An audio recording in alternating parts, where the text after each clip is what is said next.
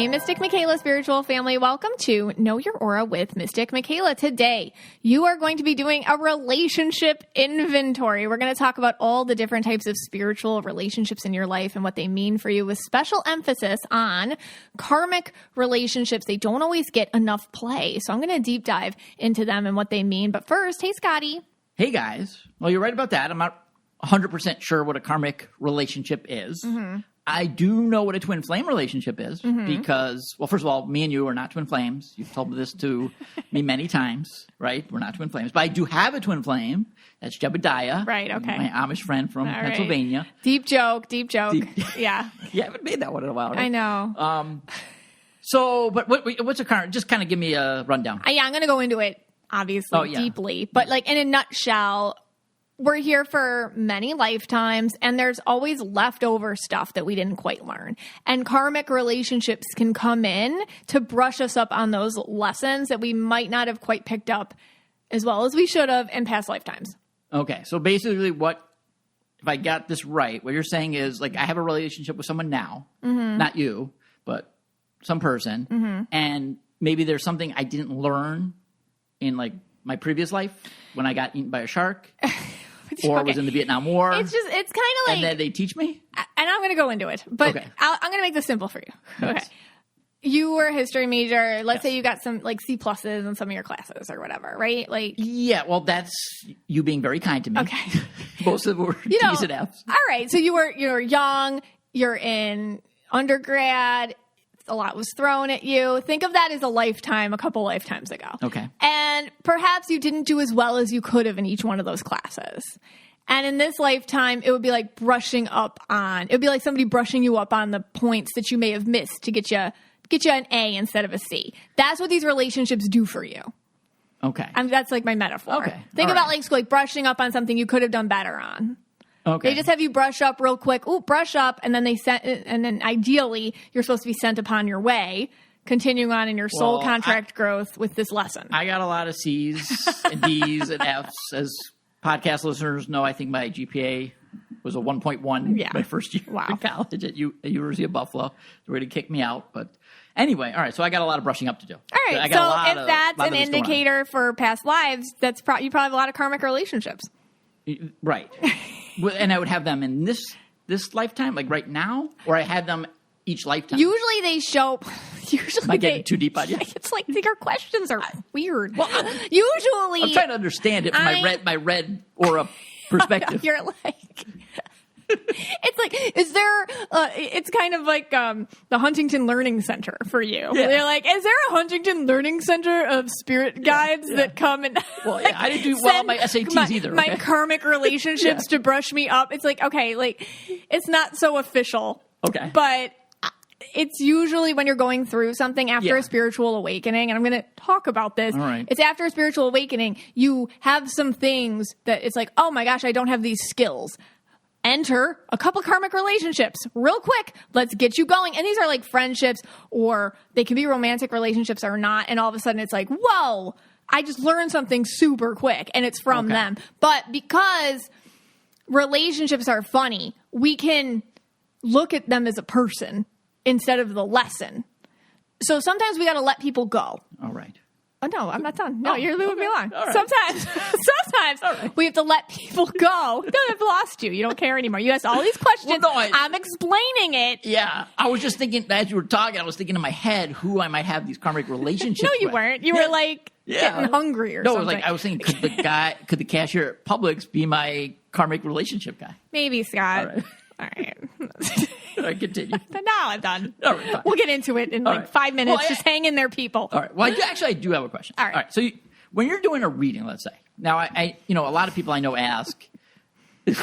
Nothing. Just go on. Fine. I know a lot of people ask, hey, is this my, they send in a picture. Is this my twin flame? Is this person my soulmate? Correct. Right. That happens a lot. Yeah. They might even send in, am I in a karmic relationship with this person? Sure. So all you're getting is this picture, right? Just this picture of this person. Yeah. And how do you know? Like, how do you know from that? So first off, my little preamble here is my preface. is that you define your own relationships. You know, we're big on that over here on this podcast. I'm really big on that with all of you. You have the power to understand and define. That's why we're doing this today. Your own relationship inventory. You think somebody's a soulmate or a twin flame, or like, you define those things. Having said that, in a reading, and I'm going to explain this further, I have my own definitions of some of these relationship terms, like twin flames, soulmates, soul family, kindred spirits, karmic relationships. You know, these are things I can feel on my own level. But I will say, when you send me a picture of a twin flame, it happens every time. You don't have to tell me who they are, okay? It's like just a picture. And all of a sudden, I'll just start getting sweaty. And I've talked about this on the podcast. It's my own gross, weird psychic thing. When I see your twin flames photo, I get really, really sweaty. And I feel the energy and the connection. And this is and different relationships are different. Like soulmates, I'll feel warmth, like family. And kindred spirits are more just kind of like that light. I'll feel emotions through you. And this is how I know it's real. Okay. And this is really, and you guys all just have to sit here and just wait. Trust me. Don't think I'm crazy. This happens to me all the time. Okay. I read all sorts of people. Scott's getting scared. Yeah, You're like, what are you going to say? Like, what is going to happen here? I read all sorts of people. And sometimes I'll read older people too. Okay. And older people definitely have relationships and all sorts of things. Like I've read women and men in their 70s and 80s. A lot. I have.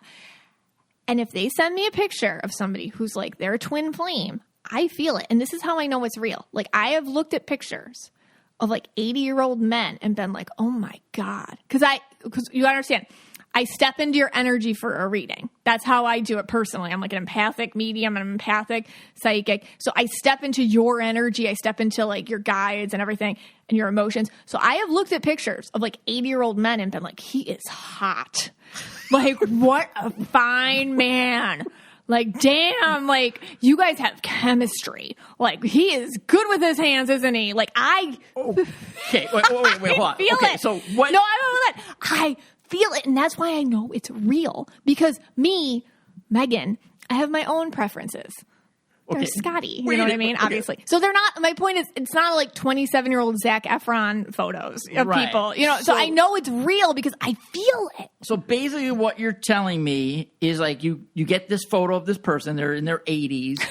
Or anybody, you know what I mean? Or whatever. Yeah. And it's like, and you know they're like, this is the twin, that's the sign, that's the twin flame. Like, I get sweaty. Getting sweaty.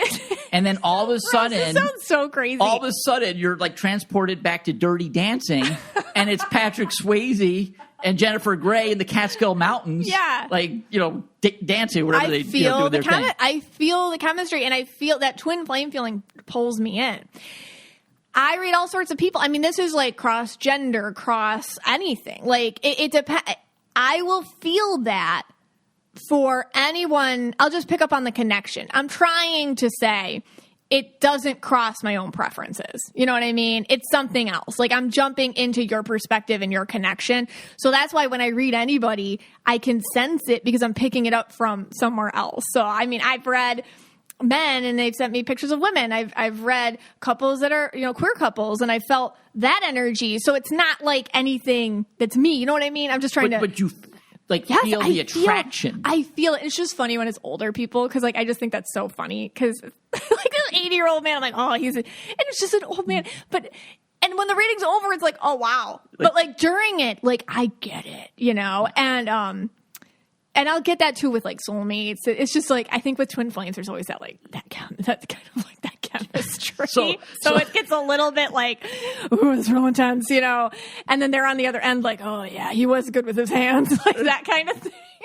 It's just really funny. I am like, you don't understand right now. Like if you don't, it would be great if there was visual to this because my face, like it just like it makes it interesting. Yeah. I mean, I can't get the final scene of Dirty Dancing on my head where they're, you know, I had the time of my life, and baby's in a corner, and I just can't get it out of my mind now. Is that how you envision a twin flame relationship? Yes, that's the end of Dirty Dancing. Yeah, Patrick Swayze and baby, that are twin flames. That's what I think of as twin flames. That's funny. That's how you envision twin flame relationship. Okay, I have one more question. Okay.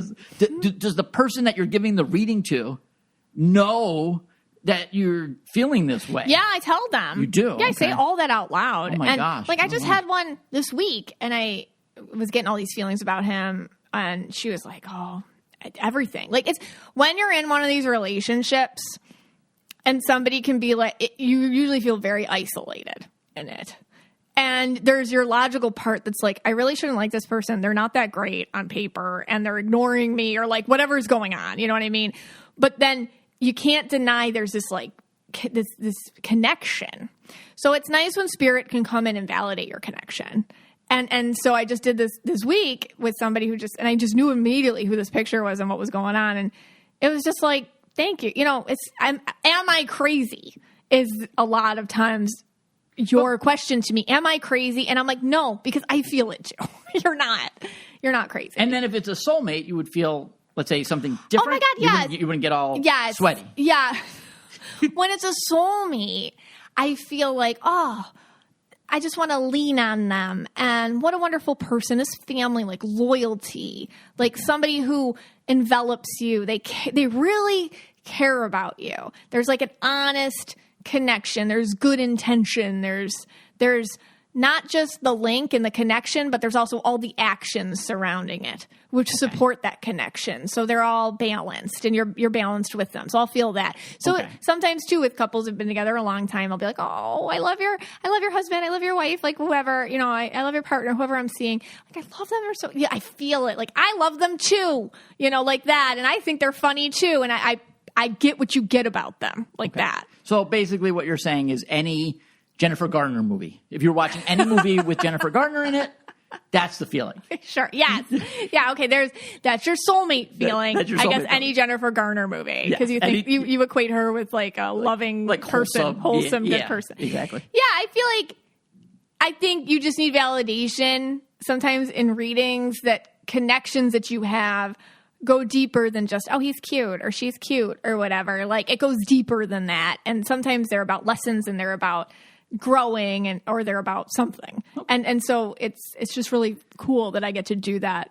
But I often, at the end of the day, it's like, you already knew this, you know, which is what I try to tell them in their readings. Hey, but you already knew that. Yeah.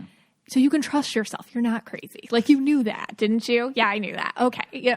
And that's what I'm trying to teach all of you. Like, you already know it. And that's why we're doing this episode. All right. That's very interesting. I mean, it's a little out there. I got to wrap my head around what's going on when a twin flame comes in. Think about it, too. Like, everyone who's listening, you know, think about couples that you know.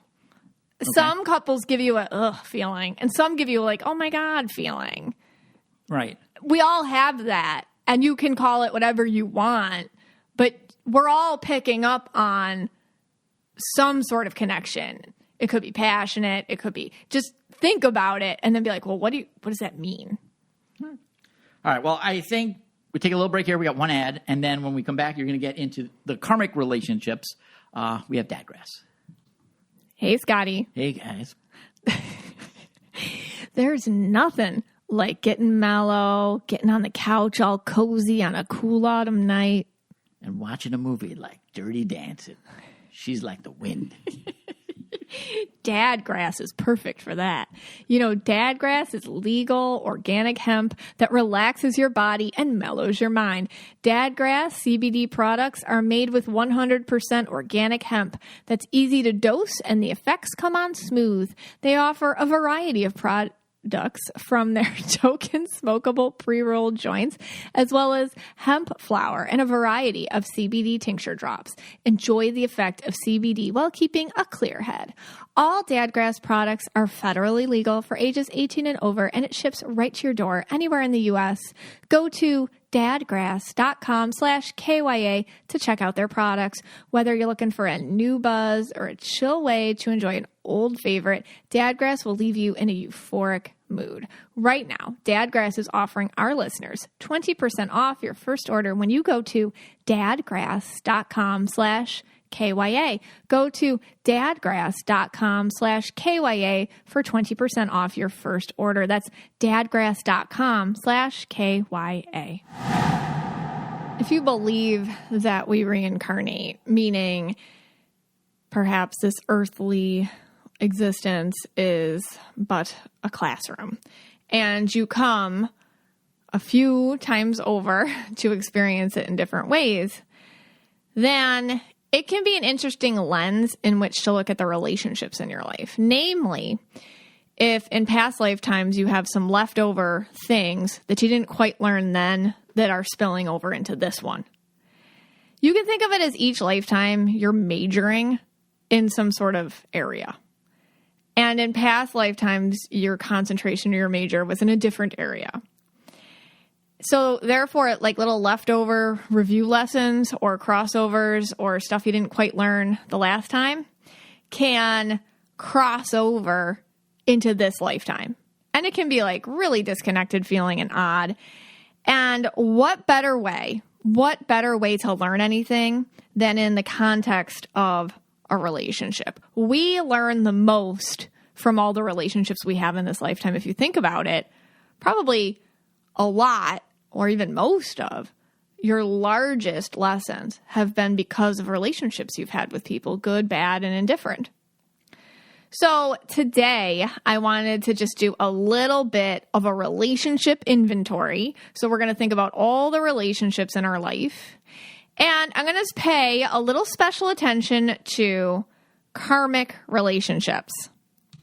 In episode 9 of this podcast and episode 66, I do get into these things a bit. Mostly twin flame stuff gets a lot of the attention. And if you're interested in kind of deep diving in and more into it, you can go visit those previous episodes.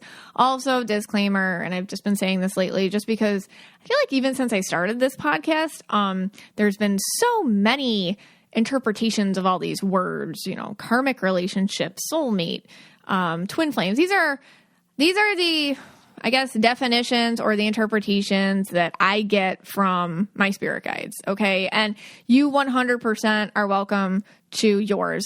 What I always say is take what you like, take what resonates, and leave what doesn't. 'Cause it doesn't matter what I or anybody else says. It's really about you, and it's how you feel. And that's the whole point, isn't it? Going inside, and as you do this relationship inventory, think to yourself, well, what is this person to me? What was that? What does that feel like to me? And that's really the point of this. But listen, I love talking about this in a spiritual context, so that's what we're doing today. I just don't like to label your relationships for you.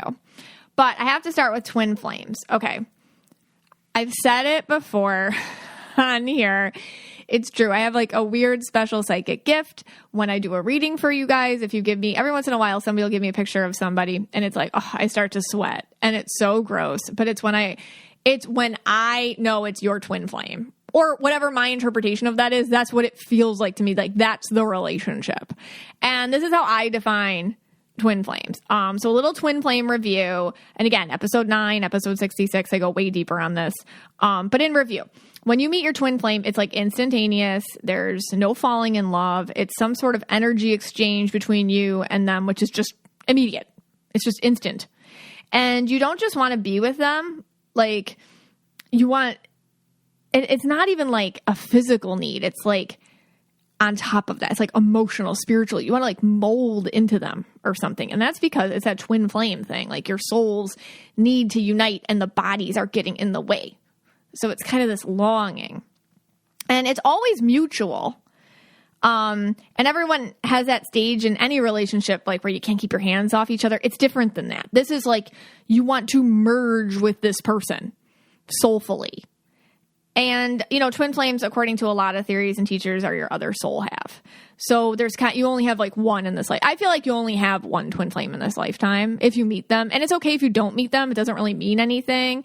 It's not a big deal and it doesn't matter. It doesn't make your life more, interesting if you do meet yours or if you don't, whatever.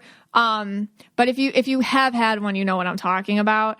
And it's very magical, but then what happens is one always ends up being the chaser and one always ends up being the runner.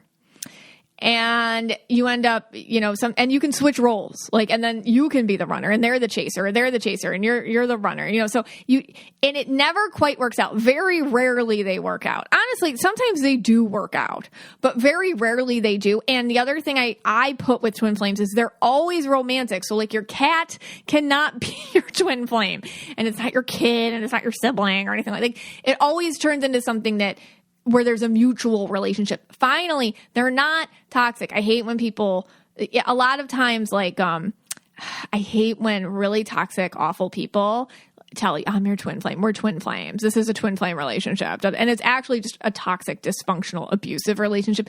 Twin flame relationships are never abusive. They're just really freaking frustrating, and they make you want to tear your hair out and cry and write poetry and sing at the top of your lungs in the shower, but they're not abusive, So that's kind of the twin flame feeling. And then what their point is, you're supposed to understand something about yourself in a twin flame relationship. So it feels so magical, and the places where you're not similar, you end up completing one another seemingly.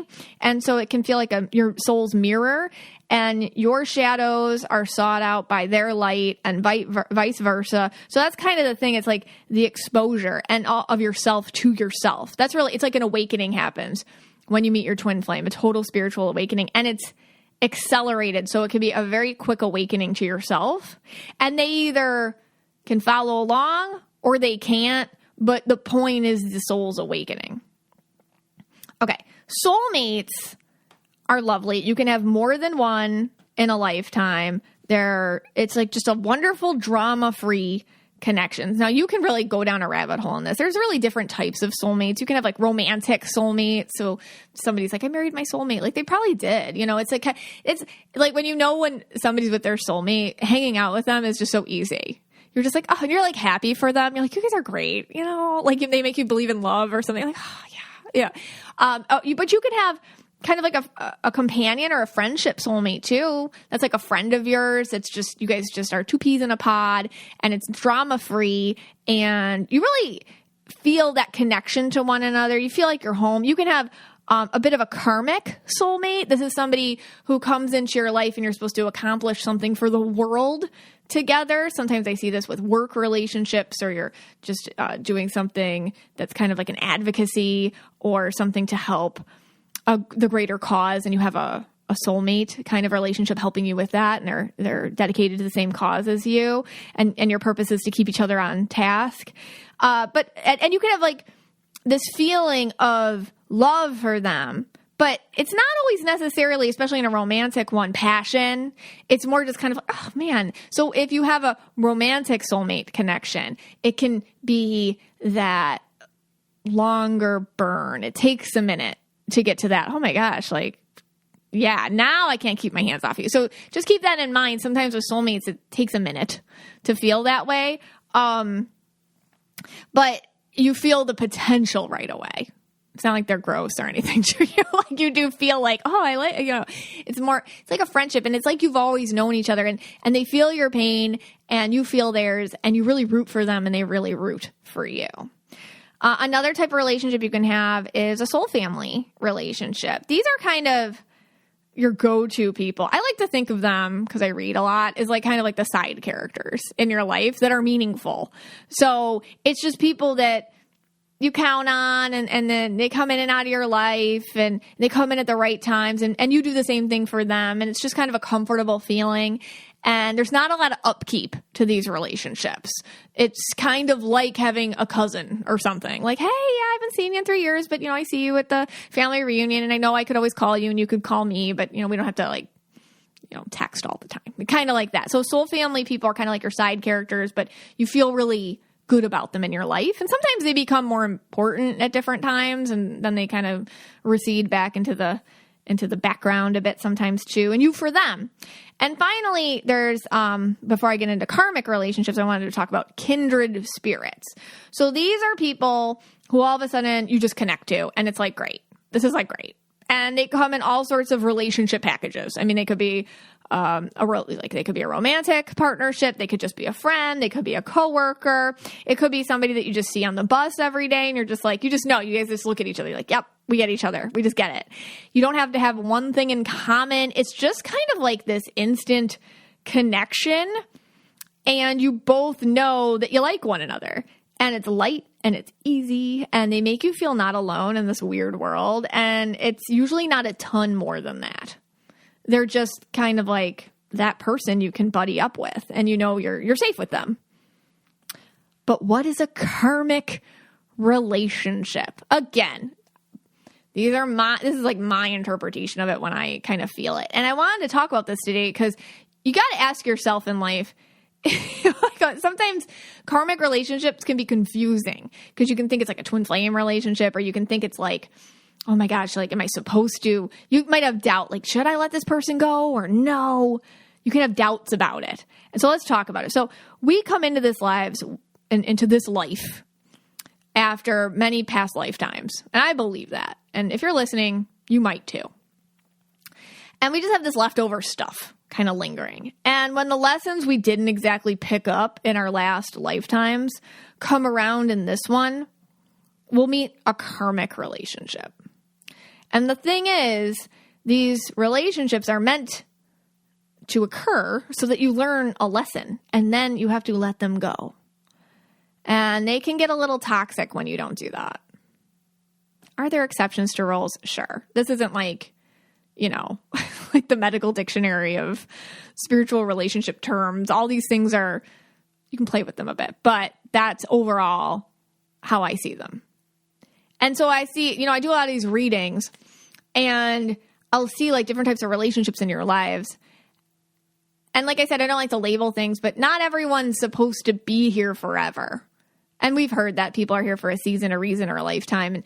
And sometimes we don't know when to let the reason people go and the season people go. And that's kind of like the karmic relationships.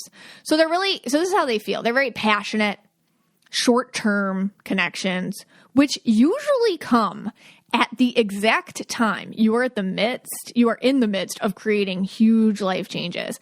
And they seemingly just like instantaneously appear when you're doing something new or going through this huge transition. And karmic relationships often feel like you've known this person forever, because they're probably from a past lifetime where you didn't figure out something with them, and you both are attempting to do that now subconsciously.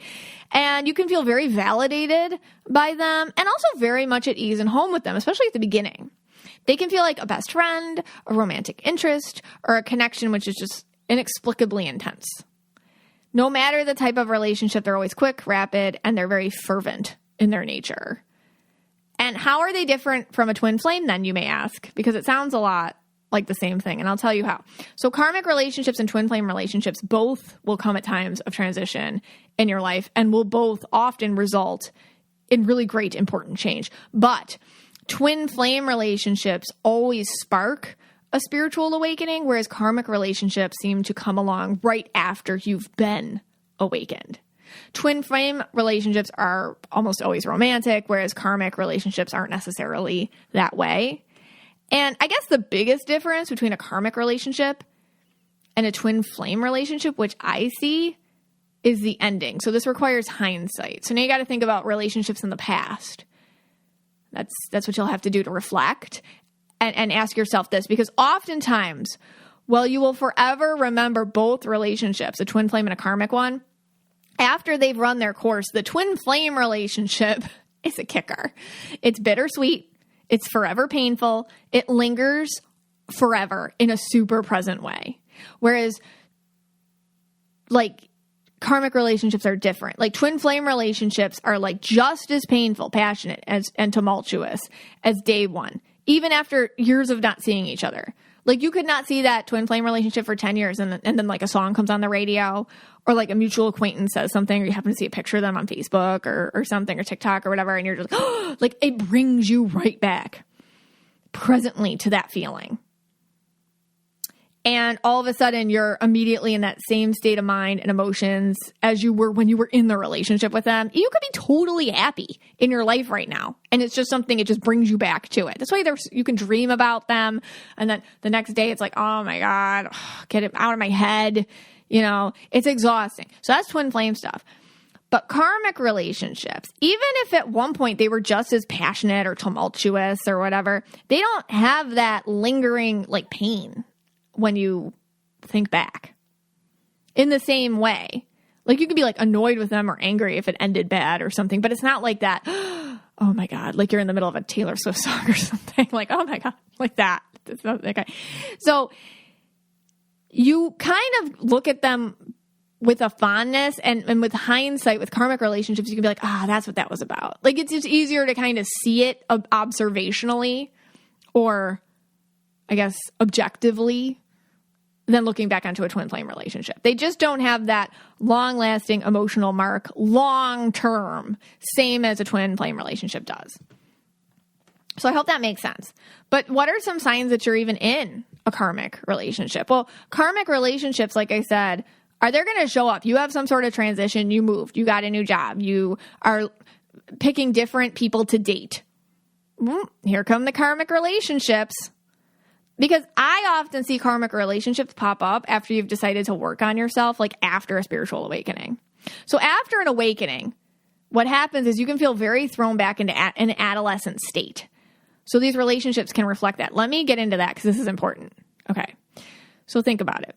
You're having a spiritual awakening. All of a sudden, like, you know, a download. Oh my God, I've been, I don't know, keeping my mouth shut all these years. Or I've been choosing partners who do this to me. Or because my childhood, I wasn't allowed to do X, Y, and Z, I don't have any coping mechanisms with how to do X, Y, and Z. And I have to learn it now at like 33 years old.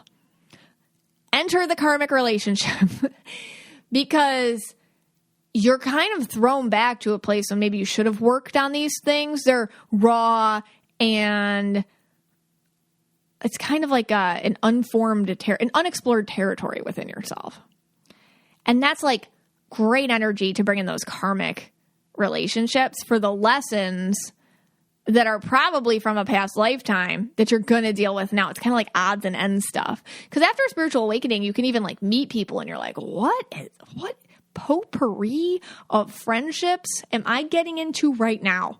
Seriously. And I've never been told I'm like this. And I've never had a friend like this. And I've never had a conversation like that. Well, some of these can be like karmic relationships. The whole point is to get you thinking, to get you reflecting, to get you working on something that you should have worked on in a past lifetime and probably definitely in your adolescence, but hasn't had an opportunity until now. And that karmic relationship is bringing you the opportunity.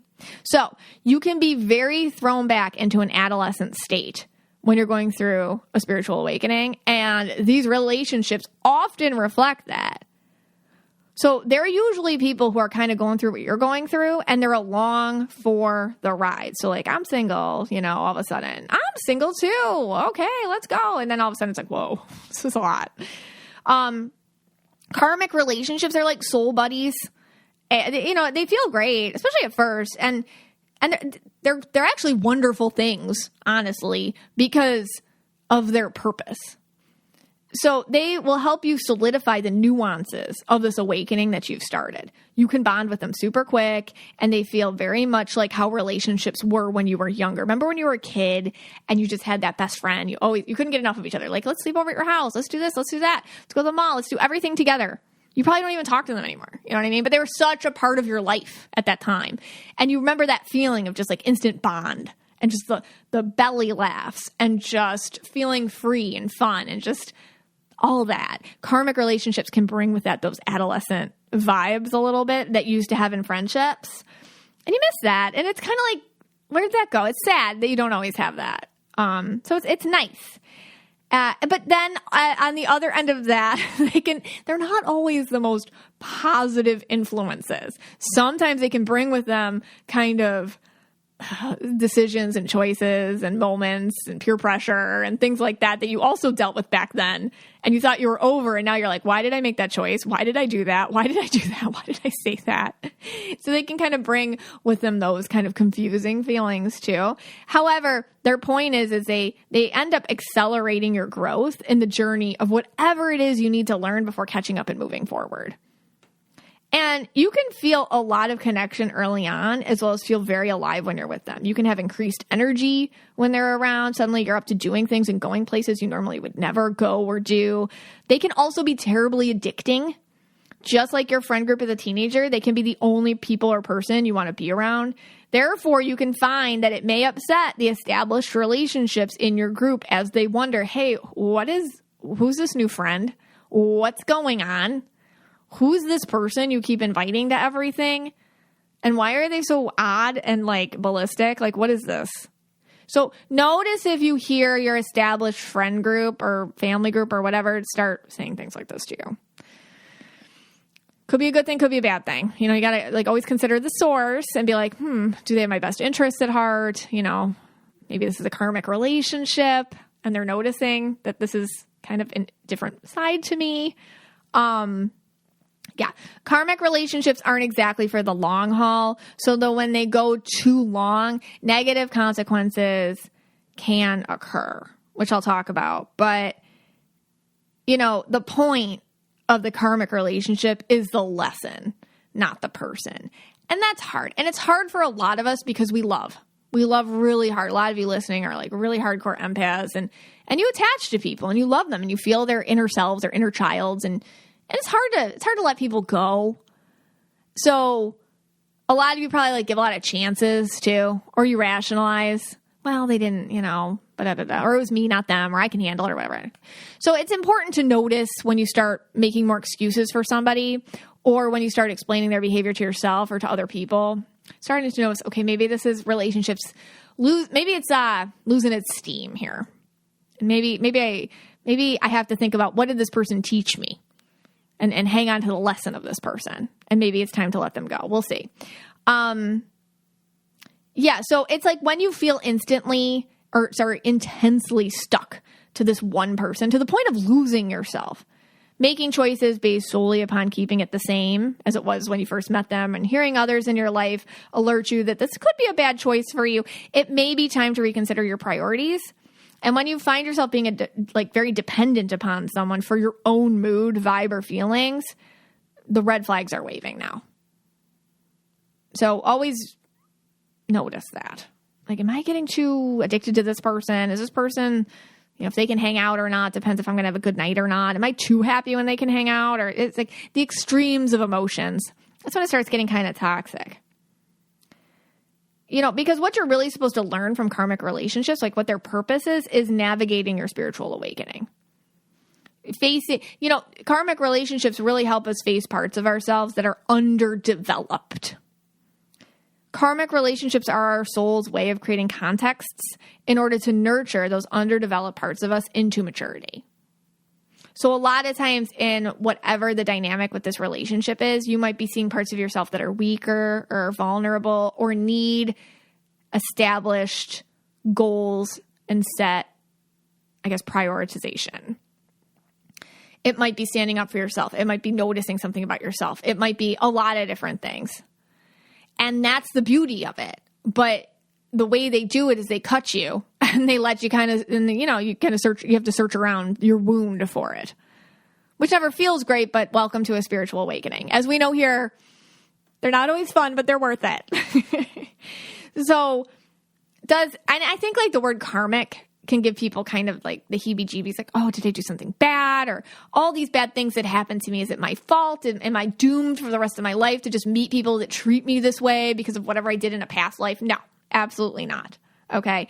I really feel that we choose, before we come here, a team of souls who are going to help us out on our soul contracted life path.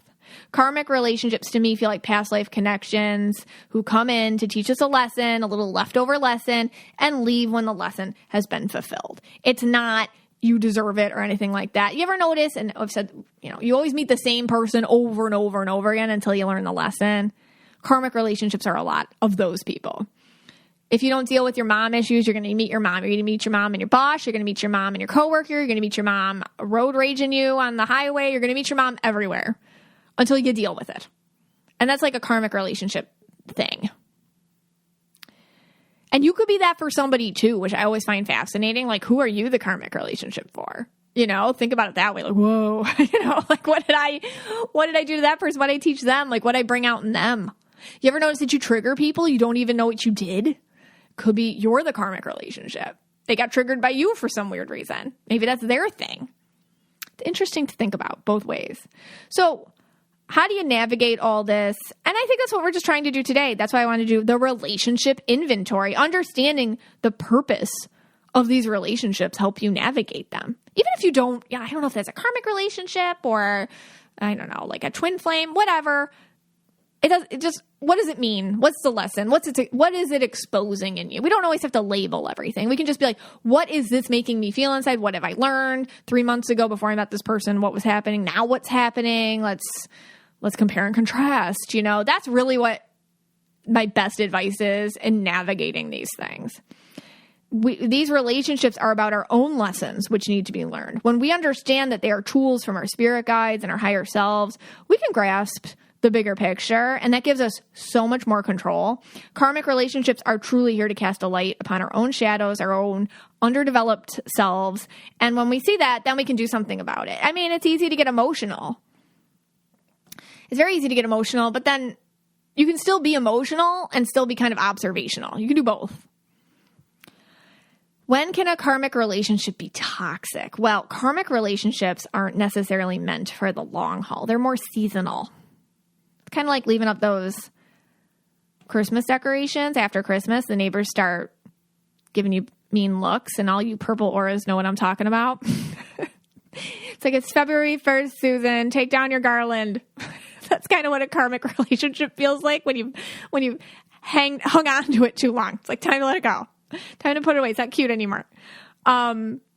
Therefore, when they stick around longer than their purpose in your soul contract, they can begin to get a little negative. And clinging on to these karmic relationships instead of really understanding the lessons within it to launch yourself into the next chapter, that's how they can really become toxic. In an attempt to reshape your own life, you can become dependent on these relationships to stick by you and see you through. But in the end, they were never there for that.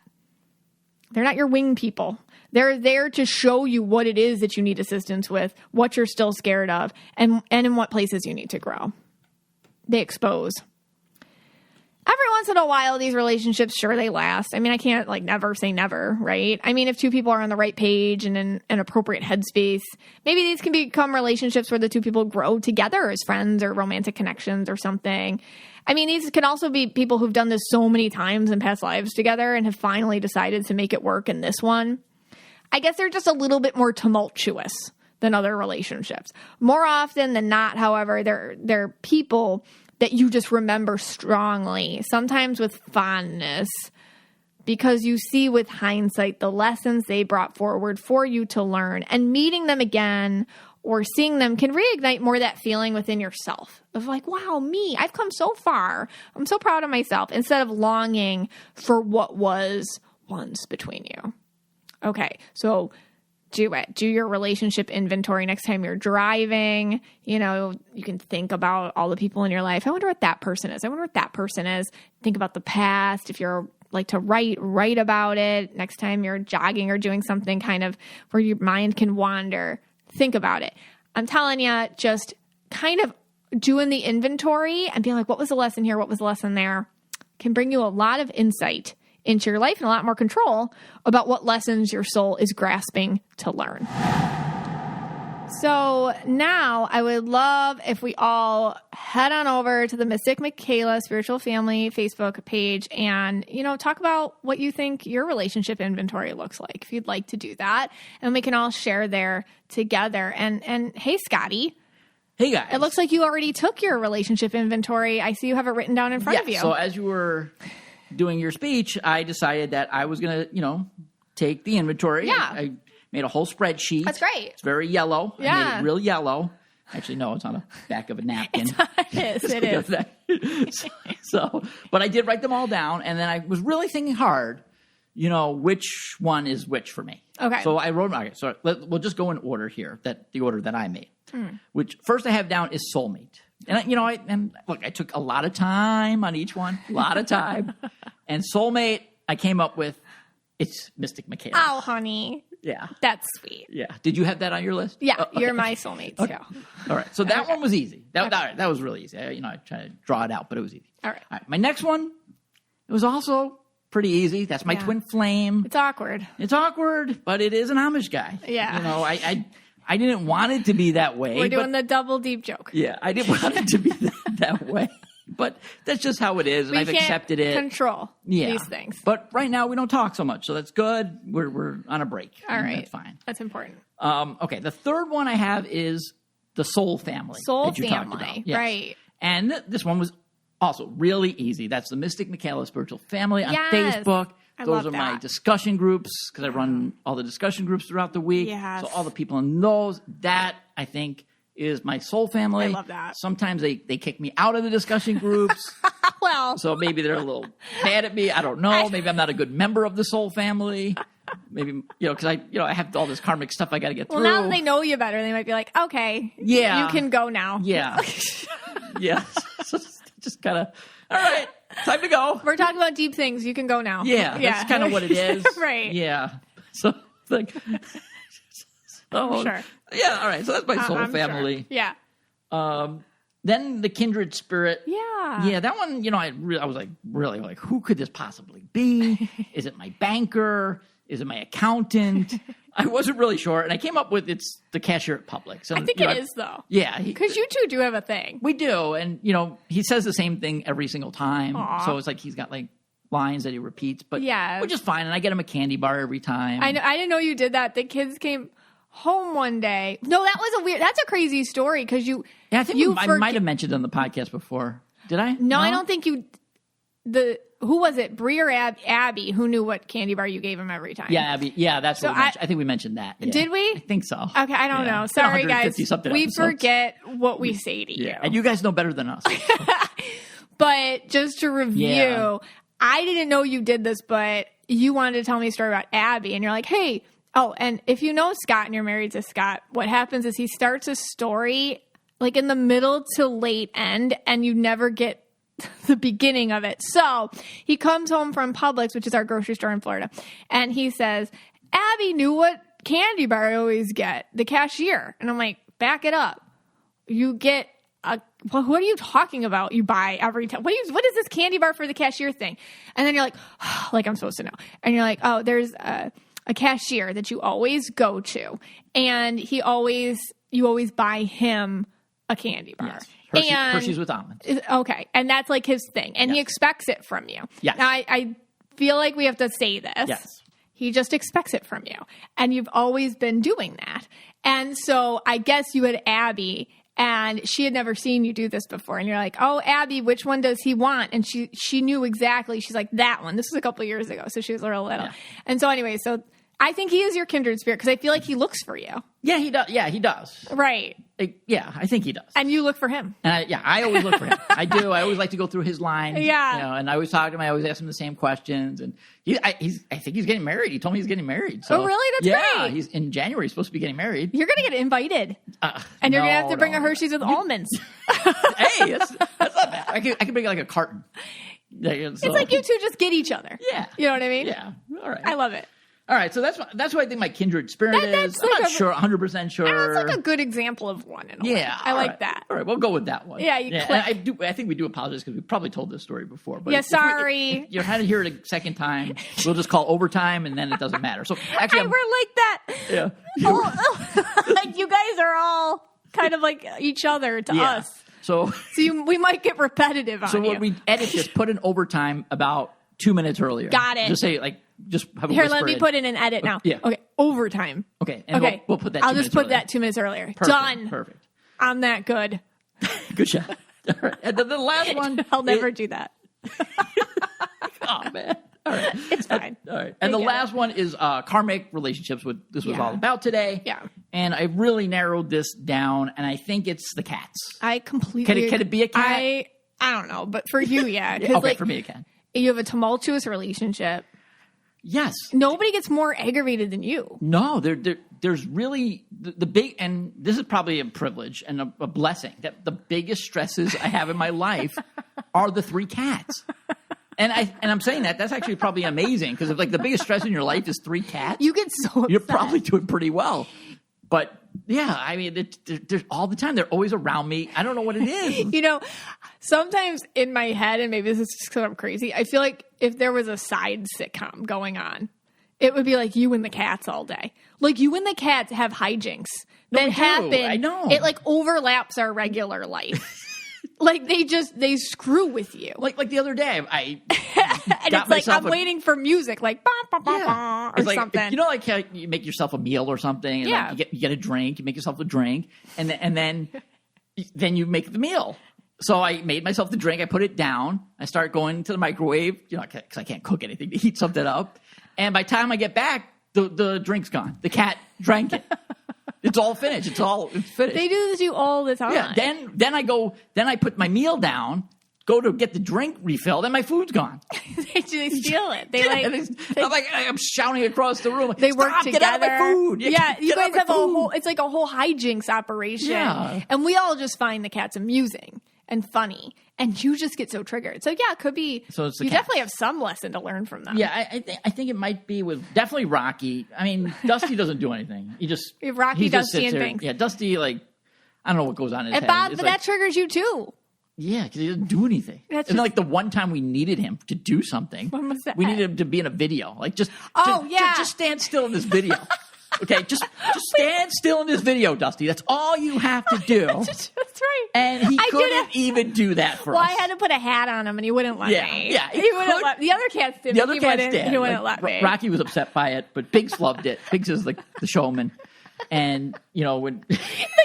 But like the level of anger that the cat wouldn't wear a hat was so comedic. The reason why were like that level of angry is how other people feel about like real life things, and you were just like, why would he wear a hat? Yeah, like you were so actually upset. It's because he doesn't do anything, and he doesn't give anything back in return. He gives nothing back. Zero. Nada. He's just like a freeloader in our house. And then there's Rocky. Rocky he annoys me on purpose. Okay, so we let him in the garage. He likes to go in our garage. Yeah. So he paused that's his signal to open up the garage door. Yeah.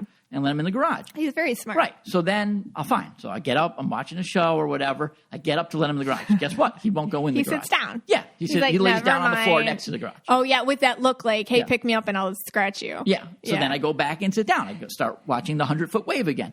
And then he does the same thing. He comes over. He scratches me. Like, to let him into the garage. I go over to the garage. What does he do? Just lays down again.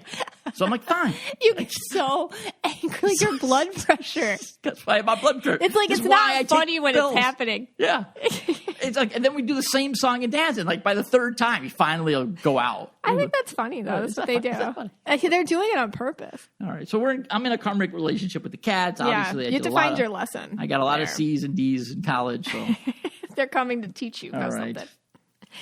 Anyhow. It was overtime. This was overtime. So the red rat was in overtime. This podcast is for you and about you, and we're so glad you spent some time with us today.